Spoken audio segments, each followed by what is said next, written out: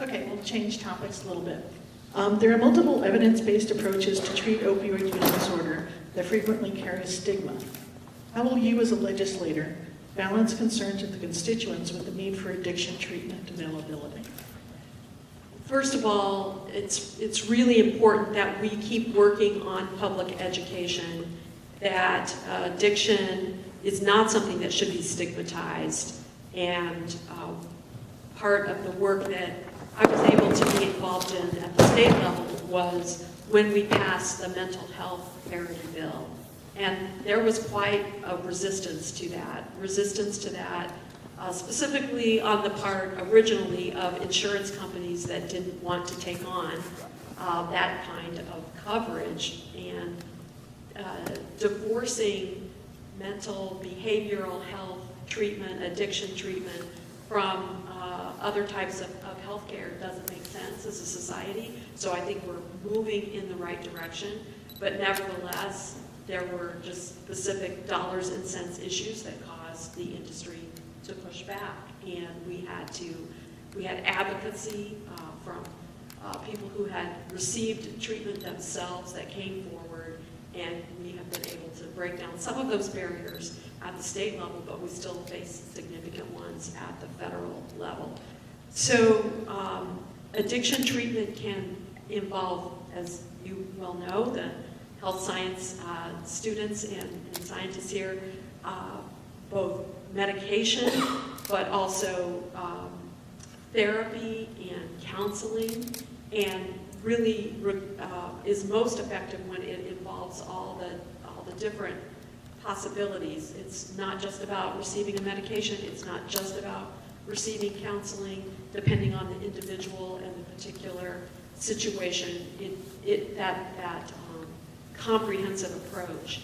And if we were in a situation in our country where everyone had a primary care provider and a medical home, it would be a lot easier to utilize that as the basis for the more specialized treatment that people need when they are having addiction issues. So I think as a society, we're kind of on the cusp of understanding better how to do that holistic treatment, but the lack of access to quality, affordable care that is part of our country is clearly exacerbating the lack of access to quality treatment for addiction. And so that fundamental getting healthcare policy right at the national level, not going backwards, and frankly, my opponent has frequently voted to go backwards in rolling back the Affordable Care Act without a replacement, voting against protecting people with pre-existing conditions. And we need to extend and expand Medicaid, not cut it, or as they say, block grant it, which basically means cap the payment to states, and not privatize Medicare either, but utilize it as a foundation for care that could be expanded to others.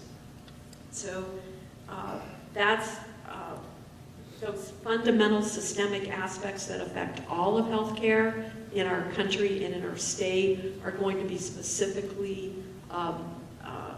come into play with respect to addiction treatment.